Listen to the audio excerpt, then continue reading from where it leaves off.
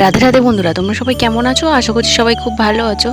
সকাল সকাল স্নান টান করে রেডি হয়ে নিয়েছি। মুখে হয়তো হাসি আছে, তবে হ্যাঁ, মনের মধ্যে অনেকটাই দুঃখ আছে।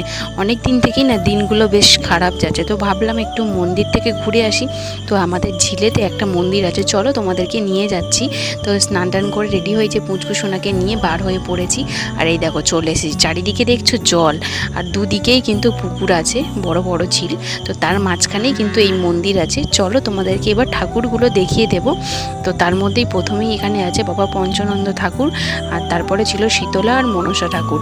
আর এখানে দেখো মা বনবিবির থান আছে। তো এখানে ও হচ্ছে একটু পুজো দিয়ে নিয়েছে, আর চারিদিকটা আবার তোমাদেরকে একটু দেখিয়ে দিচ্ছি, শুধু জল আর জল। তো ওখান থেকে আসার পথে একটা মানি প্ল্যান্ট গাছ চুরি করে নিয়ে এসেছি। চুরি করে বলা ভুল, আমি কিন্তু ঠাকুরকে বলেই নিয়ে এসেছি। ভাবছি মানি প্ল্যান্ট গাছটাকে ঘরের মধ্যে জলে রেখে দেবো। তো আজকের মতো এখানেই ব্লগটা শেষ করছি, টাটা।